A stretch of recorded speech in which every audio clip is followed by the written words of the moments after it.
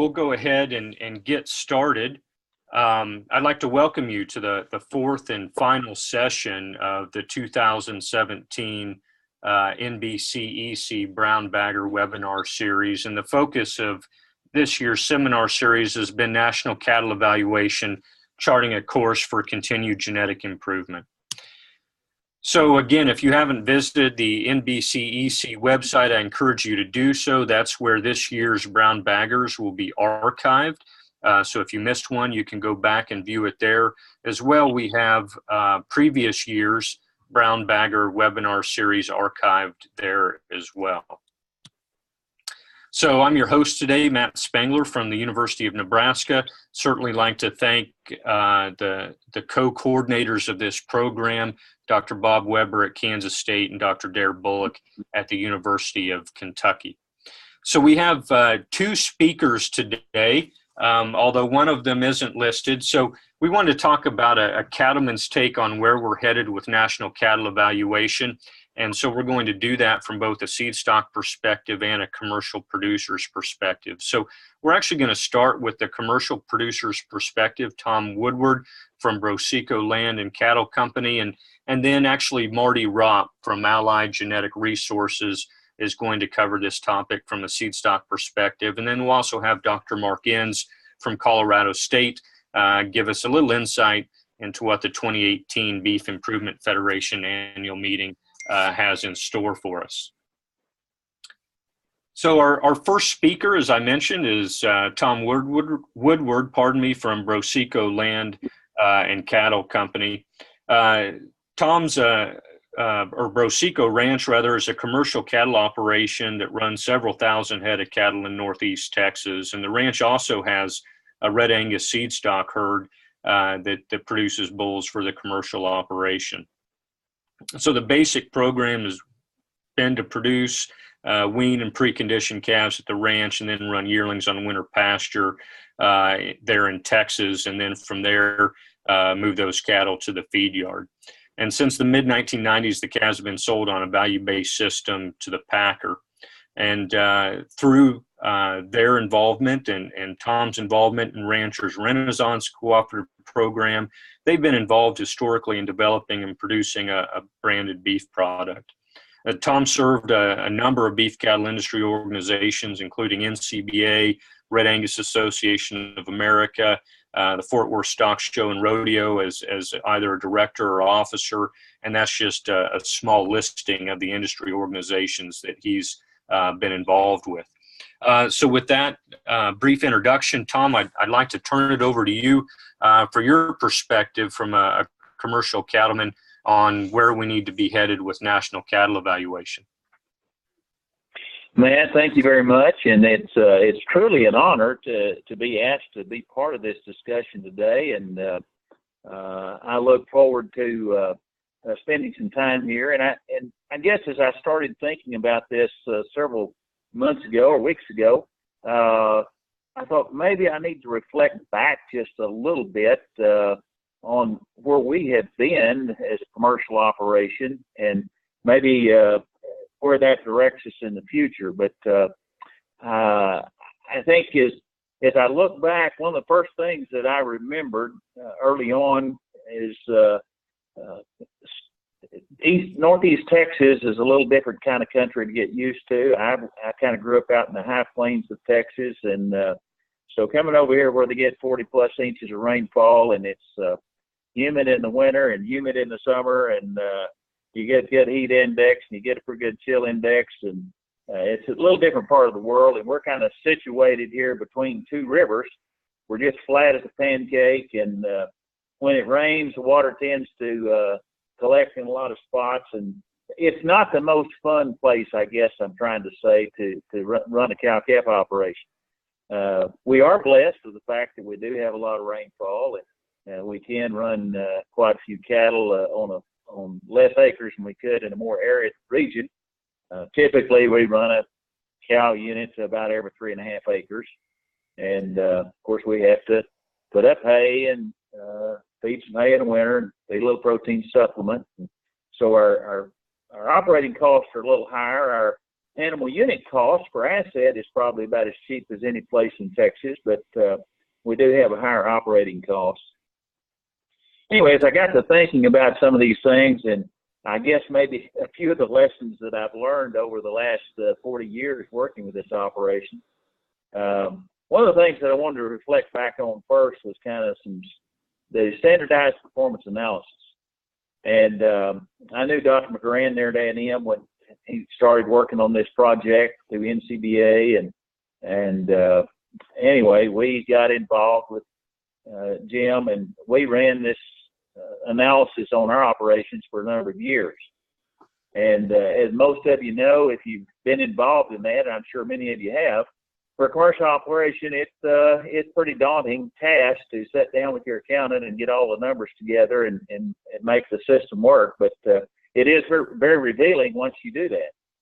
But one of the interesting things that came out of that, I guess, is just something that I think is critical in the commercial operation, and that's the maternal impact in that, how it impacts the economics of your commercial operations. And so I went back and I looked at the decade of the 90s, and you may remember these numbers, but for Texas, Oklahoma, New Mexico, kind of the Southwest, the weighted average live weaning percentage of calves weaned versus cows bred at, was 80%. And sometimes I forget that it was that low. I want to think that number should be higher than that. Almost all operations of all sizes were in the low 80s. And then if I looked at Texas, it was a little bit better than that, but still about 83% during the decade. That's a weighted average for all years in 91 through 98. And that got me to thinking about our operation. Our numbers have varied quite a bit over the years.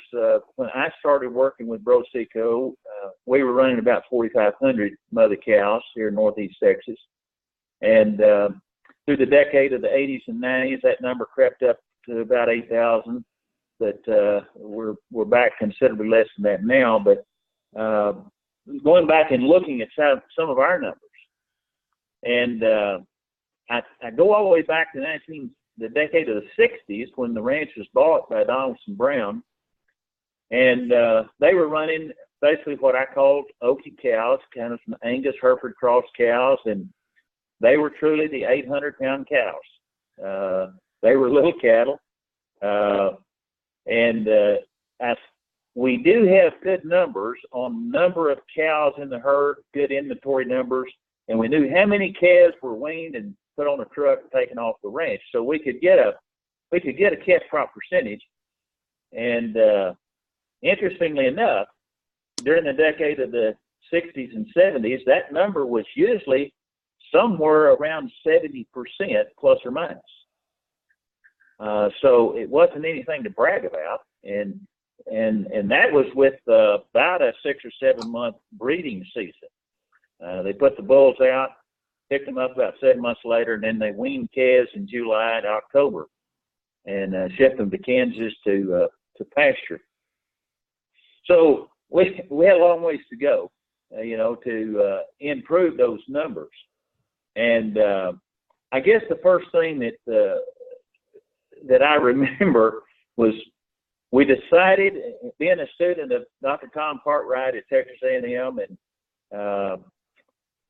we needed more Brahman influence for this environment. So we brought in, we bought every Brahman bull we could find captive here in the state of Texas, and had over 100 Brahman bulls that we brought in, and we learned several things. Number one, you can kill a lot of little Okie cows with Brahman bulls when they start calving. And we found that out pretty quick the first year when the shrink from cows that we had counted in the fall versus in the spring was pretty significant. Large calves. Now, obviously, those calves were certainly heavier at weaning, and we learned that real quick. But the product we were trying to get was that F1 female, and actually, as we developed those females and got them in production, that was when we saw a significant jump in our calf crop. We had gone into a 3-breed rotation system using Red Angus bulls on F1 cows, and then we were using some Beefmaster bulls and also some Simber bulls in a 3-breed rotation. And we funneled those F1 cows in at the Red Angus level and bred them to Red Angus first year. Those females then got bred to Beefmaster, and those females got bred to Simber, and then the Simber females got bred to Red Angus. So we used up those F1s in that rotation over a number of years. And we did see a considerable jump in the reproductive performance of our cattle. That number went up to over 80% during that decade of using those F1s, and there were some particular parts of the operation that the numbers jumped even much more significantly than that. And for about 3 or 4 years, we had a set of those young F1 cows on part of the ranch, and there's about 500 cows there. And all of a sudden, we were running 91, 2, 3% calf crop. Those cows would breed back, and they were doing good. So I guess what I learned from that is heterosis, without question, has a large impact in a commercial operation. We wanted to keep some of that heterosis in our 3-breed rotation system. We did.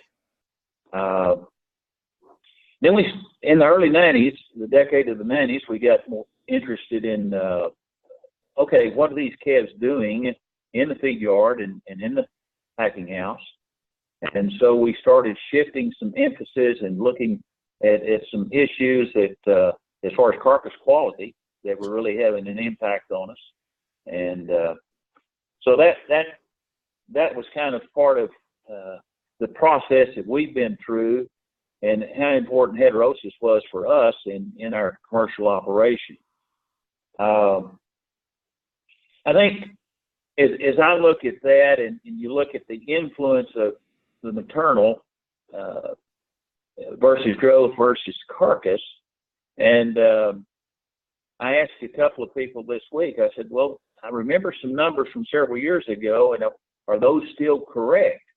That the maternal influence probably is 4 to 5x what carcass is in terms of the economic impact in a commercial operation. Realizing, of course, that there are some people that have been in a quest to produce, calves that'll grade 100% prime and this type of thing, and certainly you can do that. I think the expressway and where most of the traffic in the commercial industry is, maybe doesn't tend to get out on the fringes or the ends of that curve, but I still think reproductive performance is probably the most important thing in a commercial operation. So with that being said, as I reflect on the Red Angus breed, one of the things that intrigued me was the concept of total herd reporting, where the maternal traits, her ability to stay in the herd and the production on the cow through her lifetime is recorded, and gives us, I think, a good opportunity then to really get a little better assessment of that maternal ability. And so, the repeatability of that cow being able to stay in the herd. I've been excited too with a new tool that the Red Angus has developed, Red Navigator program, where a rancher can come in and go through his sort on his replacement heifers, and then send in a sample to run the DNA and get a full suite of EPDs on those heifers, along with a couple of indexes, the Herd Builder and the Gridmaster Index. And I think can be very helpful in terms of selecting those females that will stay and do the job in the commercial operation. The the test, of course, costs a little bit of money, but as I go through and look at what we've done for years in selecting replacements, it's been a process of elimination.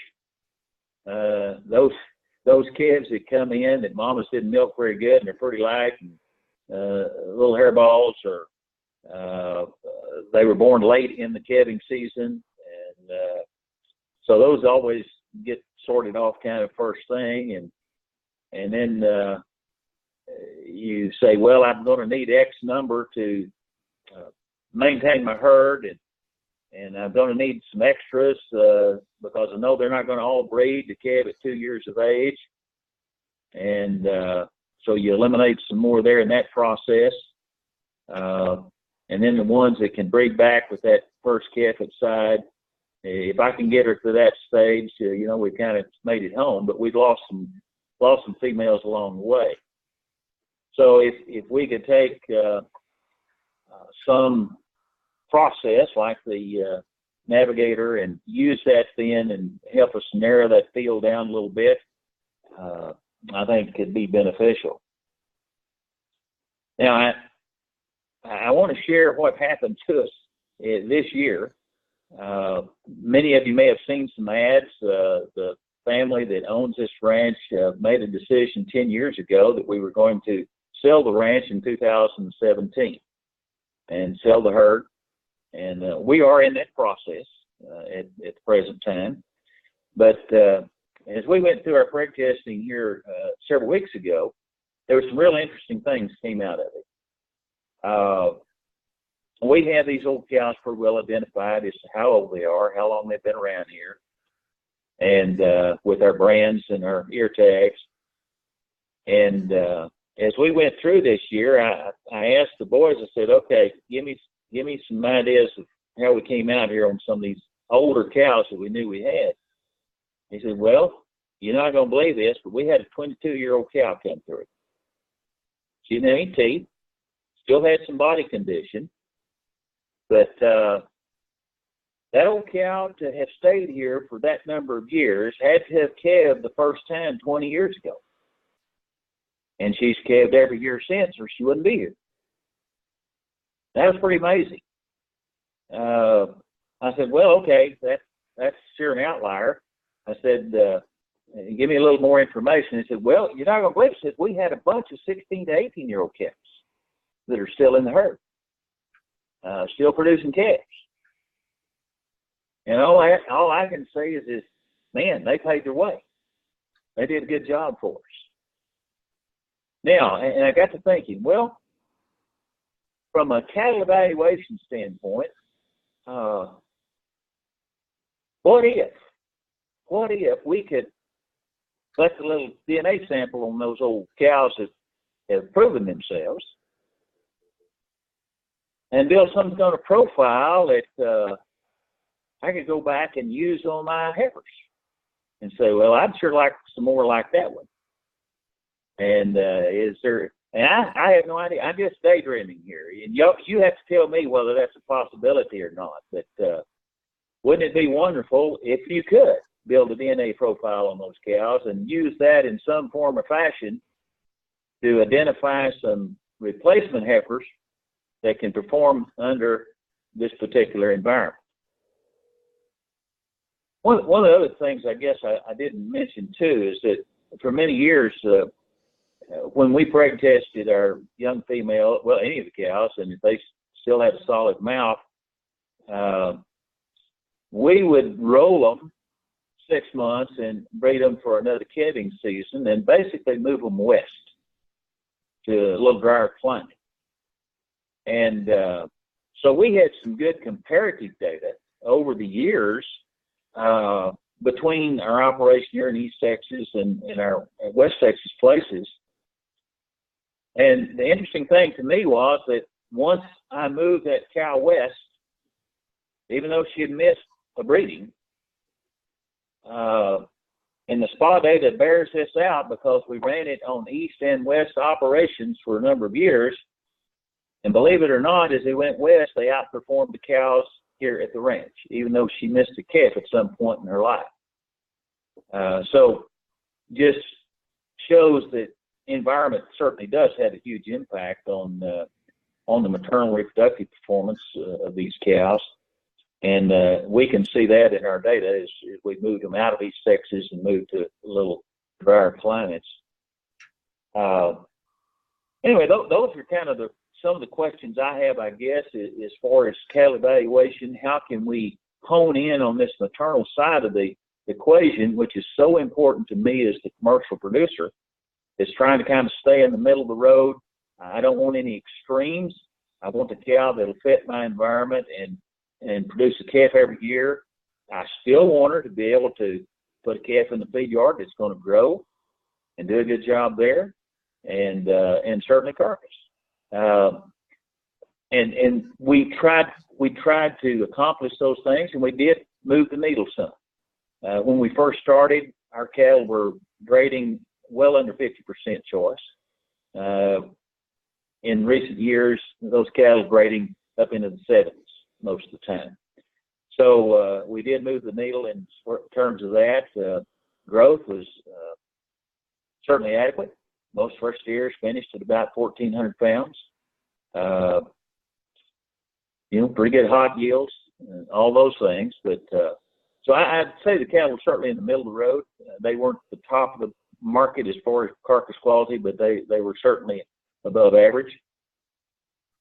But it still came back to how many live calves I can get on the ground and get weaned and get to that stage, get to the next stages of the industry. So those are kind of my reflections on where we've been and some of the things that kind of popped out as we look back at some of the data we've got on our operation. And so that would kind of finish me up, I guess. Matt, certainly answer any questions I could. Great, Tom. Thank you for that. And I think we'll go ahead and transition maybe over to the seed stock side of the discussion to make sure that we fit everyone's schedule, and we'll maybe try to come back to questions afterwards. But what really resonated with me in your talk is really the need to provide genetic selection tools for maternal traits, which would certainly include fertility, given its economic importance to commercial cattle producers, and a recognition of environmental sensitivity and potential genotype by environment interactions, just as you moved, as you mentioned, from east to west across Texas. So really appreciate those comments. Thank you, Matt. Our second speaker for the day, representing the seed stock side of the discussion relative to how we need to move forward with national cattle evaluation, is Dr. Marty Ropp. And I know he's not a stranger to many of the attendees. Marty's worn several hats over the years at the University of Missouri, long career at the American Simmental Association, and now really spearheading a group called Allied Genetic Resources. So Marty, I'd like to turn it over to you. I appreciate it, Matt. I even appreciate the advanced degree that I don't have, but I do appreciate it. I apologize. You talk with such confidence and you talk so much, I assumed. Yeah, I thought maybe I got an honorary degree from Nebraska or something. I do appreciate the invite today. Just kind of filling in, so I apologize for not having any visuals or maybe not quite as much preparation. I'm pulled over at Brookfield, Missouri, at the McDonald's in the parking lot, so it's my office for now. I'll try to stay on message, I think, for what Matt and Dara asked to talk about a little bit, but we are in the seed stock business. Our business this year, the independent seed stock owners will sell about 9,000 commercial bulls. That represents 5 breeds and at least 3 different composites. And so, genetic evaluation and the future of it, and the future of national cattle evaluation is right at the top of our list of important things. Realizing that we really have to think forward because from a genetic standpoint, even 5 years from now is fairly well decided on where we're going to be genetically. And so we've got to make decisions today in 2017 and 18 that affect the bull marketings in 18, 19, and 20. The cow herd, donor cows, bull producing cows, way into the mid 2020s. So we really have to have a good grip on not only where we are today, but how we're going to make some futuristic based decisions so that the commercial herds down chain from our seed stock bulls are also prepared to go into the 2020s and 2030s, just because of the decisions we make this year. So it's important to us, I guess, is the point I'm trying to make. It's a huge issue. Just several things I think that are kind of hot button issues. One of them is, and obviously we've been talking about DNA for a long time.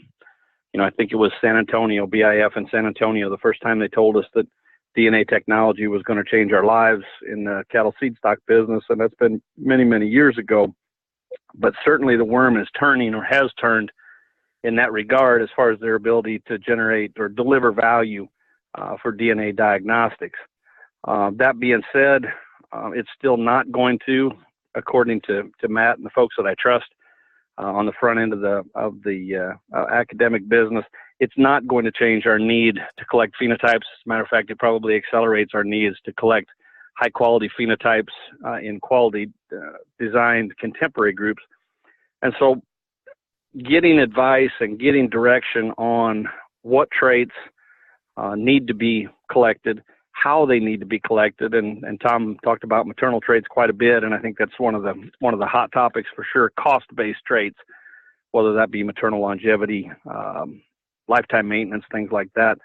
What's the best way to collect that data, and what's the best way to report that data so it has the most value for the calculation of EPDs, the calculation of DNA diagnostics, and all those pieces? I think that's a big issue. Folks that have been in the seed stock business have collected birth weights and weaning weights and yearling weights for years and years and years, probably to a point where we should have known at some time, once we did that for 30 or 40 years, that at some point something was going to have to be better and new. But we could use direction in terms of what exactly do you want from us to help with cost traits, because those output traits, though they're nice and there's been improvement made in those traits, every one of those traits comes with an incremental increase in cost. And so none of those traits are dollar for dollar, whereas cost traits and things like that have a far bigger impact on our bottom line. It's a paradigm change for seed stock producers to talk more about cost than output, because they've sold weaning weight and things like that for years to their customers with the promise of more profitability, when, again, incrementally, those were very small changes in profitability, maybe larger changes in income, but smaller changes in profitability. That being said, you know, another hot button topic and topic of a lot of conversation are index EPDs, economically based selection tools, both for seed stock producers and commercial herds. We are leaning heavily on those tools and count on the fact that those tools are designed correctly and designed to be used to make progress on a robust progress on a large number of traits that affect our lives and our businesses. Just about the time when we began to see, and this is our opinion here, but about the time we began to see a shrinking in the number of sources of information to where it became easier to across across breeds and across genetic sources, indexes have come on the scene, and the number of indexes available to evaluate, you know, from different sources of information is going up almost every day. And so I guess there is some need to be able to interpret between indexes a little bit, just as we were hoping to get for some of the other traits. And I understand that genetic sources want to provide differentiation as part of their marketing programs, but it does make it a little more difficult commercial producer-wise to maybe sort through that data, or even breeders to sort between indexes that may or may not be designed exactly for them and are based on different databases and different sources of information. So I think that's another piece. Probably two other things that affect our business or affect our thinking long term. One is that as independent seed stock producers, we're absolutely dependent on access to technology from someone else. At some point, our business may be involved in the ownership of technology or the creation of new technology, But currently we depend on academia, breed associations, maybe some other sources of information to make sure that we have access to technology that's as good or better as anyone else has, and in order to remain competitive. I'm originally from the pig business, and at some point in the pig business that stopped, and it was already changes had taken place by that point, but access to the latest technology became a huge barrier to re-entrance into the business. So we're dependent on that, and we plan to continue our partnerships with folks so that we have access to that. The second part of that piece is, what about new traits? I mean, what about access to information on health? What about access to information on different eating quality traits besides marbling? There's lots of different things, cost collection things, and how are we best suited to position ourselves for improvement in those traits? Even some of the sustainability traits. I just got done with the BIF board meeting, and that was a conversation there. Some of the traits that may affect sustainability, what kind of data do we need to be collecting? How do we interface service providers in order to get the genetic information we need to move forward in those areas? Those are some of the biggest. I really appreciated Tom's comments about maternal traits. Again, that's just a little bit of a commercial for what's been done, but we'll be using EPDs and genetic evaluation generated through IGS and their new Bolt evaluation. The first taste we got of that was a new and updated stability evaluation, and light years better than the old stability evaluation we had to work with. And again, there's a tool that, because we've worked with an organization, we have access to a tool that's far better than we've ever had before, and continuing to keep the pressure on making those types of evaluations better and more useful for the folks I work with that provide seed stock, and ultimately, again, for 10, 20, 30 years of improvement in that area for the commercial herds that they sell seed stock to. I'll finish with one other topic that we had, and just again, right on top of the mind because we visited about it this week some, and that is the question of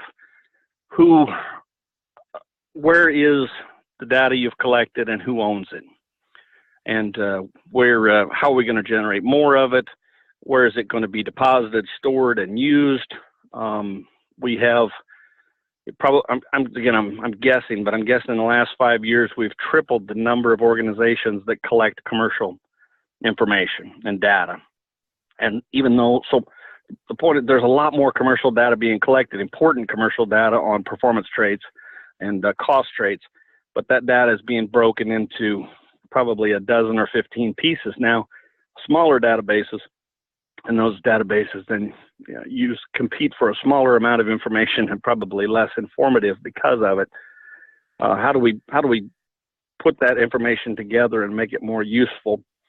I think that's an issue. We talked about maternal traits, but I believe that maternal traits, in order to make real progress in maternal traits, especially as we turn generations faster and things like that, it's going to require commercial data. It's going to require commercial data collected in arrears from selection decisions for longevity from populations that are selected primarily for fertility and fitness versus seed stock populations that are selected often with additional traits involved in the culling of cows. But that commercial data to help generate DNA tests and evaluations to help us do a better job of improving maternal traits. And again, because of that, I see the question about how do we aggregate that commercial information into a usable form in a large enough database where it does good for lots of people. Again, maybe I jumped around just a little bit in the conversation, but I do think there are a lot of issues moving forward and a lot of things that we have on our radar as far as keeping track of and looking for both direction and technology to help take advantage of. But at this point, Matt, I'll go ahead and turn it back over to you and appreciate the opportunity to be able to be on this brown bagger. Great, Mr. Marty Ropp. I appreciate that. A few things that really stuck out. One in common, I think, between both you and Tom is that focus on cost-centric traits is something that's extremely important. And I also appreciated your comments about the updated stayability prediction, which several breeds have access to now via the IGS collaboration. And what resonated with me is that national cattle evaluation has never been static. It's constantly evolving. And sometimes I think that creates angst amongst cattle producers and breeders. But that evolution is a positive thing. And I really think we need to look at it that way. So instead of looking in the rearview mirror and thinking that prediction I used a year ago, 2 years ago, however long ago, wasn't as good as I might have liked, we need to look forward and say, we're actually getting better predictions. And that's, I think, an important way to consider that.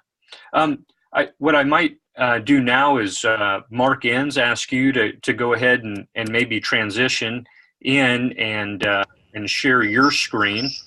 And as you do that, I'll check here for any questions for our two speakers. We have one from Heather Bradford, and Heather asks how might we demonstrate the value of or encourage commercial producers to collect phenotypes and pedigrees on an individual animal basis. So actually open that up to both of our panelists.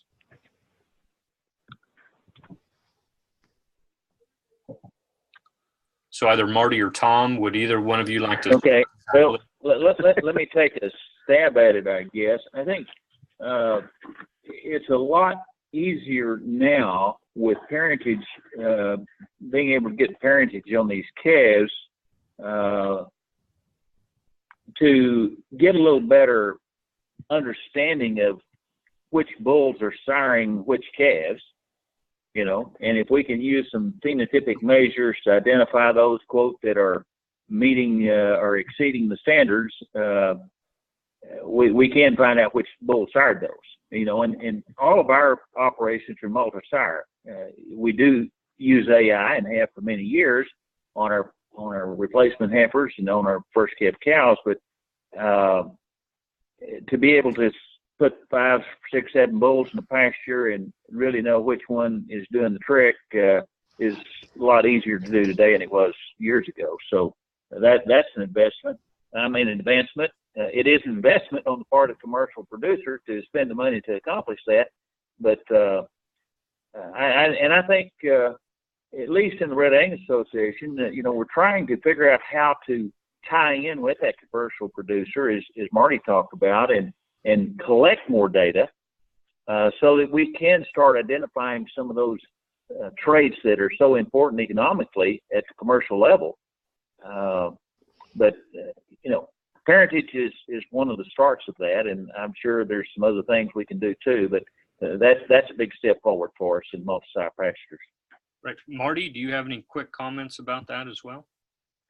Yeah, no, I'd love to. And I mentioned just a little bit in my presentation that the amount of commercial data that's being collected has grown substantially. The number of herds interested in that data and understanding that they can put that data to work for them has really increased. We promote that a lot among our owners, customers, is, if you really want to be able to benchmark over time and get some idea of, are we getting what we paid for genetically and health services and everything else, you've got to collect some data in order to be certain that you're getting what you've paid for.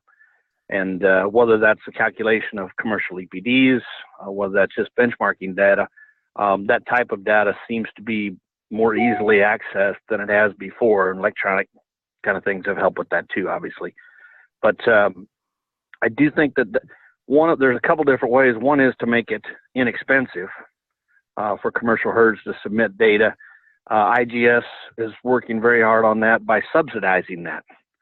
For large commercial herds, $500, they put all their data in there. You couldn't do that commercially through a business, but subsidized as a customer service from a breed association, it is possible to do that. And then have the flexibility that it takes to work through commercial data, which is not sometimes as clean or pristine as folks that have been collecting data under certain rules and bylaws for 20 years, but have some patience and work with those herds to try to make that data as valuable as it can be based on what's important to them and what's important maybe to the industry both. Maybe another quick question for you, Tom. Wes Ishmael asked, what proportion of heifers do you test with a commercially available DNA test? And how much emphasis do you put on that when making those replacement decisions? Thanks, Wes. Well, to be quite honest, the tool is fairly new, and our ranch has not done any DNA testing of heifers. Ours has basically been a process of elimination, but typically we've kept about 150% of what we felt like we needed to be back into the herd. We'll have about a third of them will fall out of the system as we go through the first breeding and the second breeding. Great, thank you. All right, I'll go ahead and turn the mic over, if you will, to Dr. Mark Enns. I'm sure, again, another familiar face and name to this group. Mark's been a faculty member at Colorado State there in their animal science department and breeding and genetics group since 2001. And really has been engaged with the industry, not only in terms of national cattle evaluation through their center there at CSU, but also in terms of the Beef Improvement Federation, really taking a leadership role, not only in terms of being on the board of directors there, but also in terms of chairing a technical session at BIF. So I know that Mark has an invite to the group for the 2018 Beef Improvement Federation meetings. Matt, can you hear me okay? Yep, I can hear you fine. Perfect. Well, it's my pleasure to invite everyone to the 50th anniversary convention of the Beef Improvement Federation. We're hosting that in Colorado, June 20th through the 23rd of next year, obviously. And it's being arranged in concert with three groups: the Colorado Cattlemen's Association, the Colorado Livestock Association, and Colorado State University. So we're all pooling our resources and working together to hopefully put together a great convention, and especially take a bit of a look back over the last 50 years and what BIF has accomplished.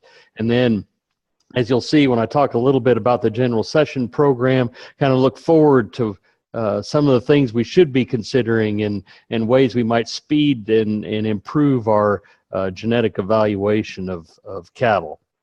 And so we've got a great venue selected, perhaps one of the best venues, I think, in northern Colorado. I'm a bit biased, but it's the Embassy Suites Loveland Hotel Conference Center and Spa. You'll see it listed as Loveland. Those of you familiar with the Northern Front Range, Loveland and Fort Collins were about 8 miles apart about 20 years ago, and they've pretty much grown into one. This is right off the interstate. You can get there in less than an hour from the airport, and it is just a great venue. Some of you may have experienced it before if you've ever come to the Range Beef Cow Symposium. So a great venue for that. We're looking forward to hosting you there. And hot off the press, the last day or so, we've gone through with the BIF Board of Directors and the program committee and put together our general session program.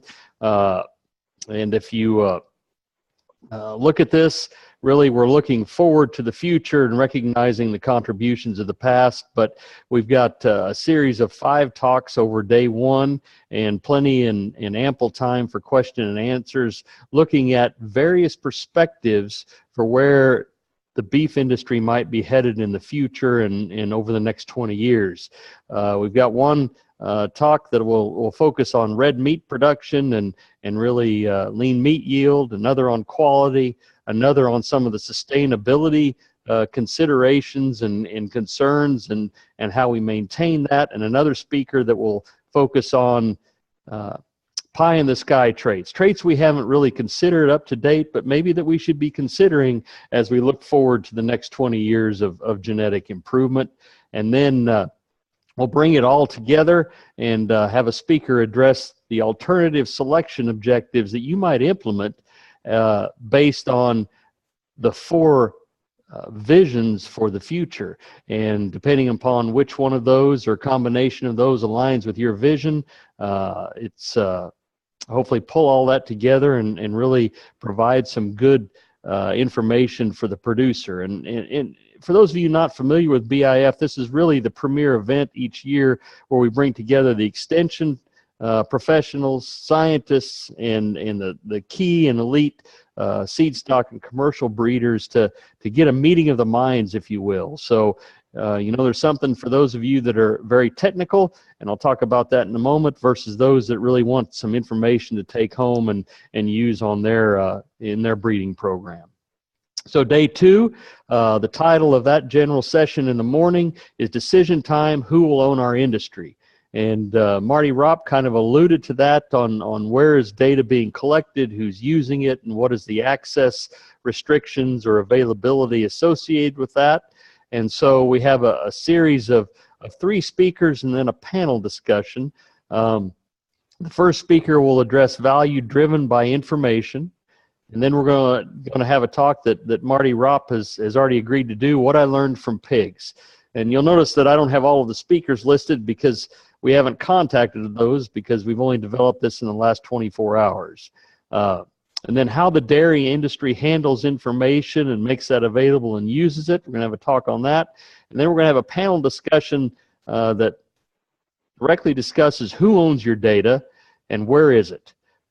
So we've got a series, I believe, of 5 people that we're going to request to serve on that panel, and each of them will give a 10-minute presentation on what their organization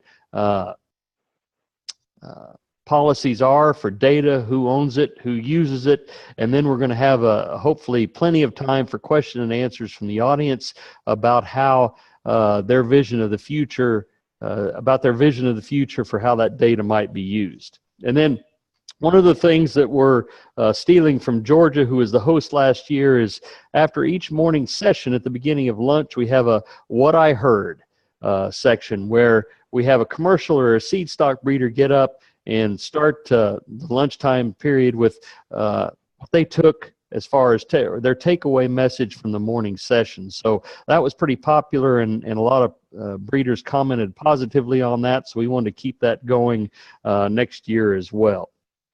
Now, the other piece, for those of you not familiar with BIF, each afternoon session we break into 3 subcommittees, and it's 3 of these meet, 1 on each day, and the next 3 on the following day to discuss a variety of topics. There are chairs of each of these sessions that are putting together good programs, and I think you'll find something useful for everyone, because we try to keep this, again, because it's a meeting of the minds, if you will. We'll try to keep this very applicable to seed stock and commercial breeding, but also there are some sessions that can be, or talks that can be, relatively technical to make sure that we're improving our national cattle evaluation as the years pass by. So with that said, I look forward to seeing you at the 50th BIF convention in Fort Collins, Loveland area. We look forward to hosting you. And for those of you who are students, perhaps listening, some of you, there's the Roy Wallace Travel Scholarship. The applications for these will be, and announcements will be coming out of the first of the year that helps subsidize your travel to the meeting. And then for the graduate students in the audience, there's the Frank Baker Essay Contest. That also has a pretty significant scholarship associated with that, and we'll announce that at about the same time. So with that said, I look forward to seeing you there and hope you can attend. Great. Thanks, Mark. I appreciate it. I know I'm looking forward to that convention, always a favorite of mine, and certainly encourage those in the audience to spread the word about this meeting. I think as fast as genetic selection technology is moving, it's really critical that producers stay abreast of those changes, and this is really the best meeting to be able to do that. So encourage people to attend. As we as we go ahead and wrap up this session, I'd like to thank everybody for their participation and remind them, as soon as I get this up, remind everyone that's listening to look out for a survey. Look out for a survey that'll be coming.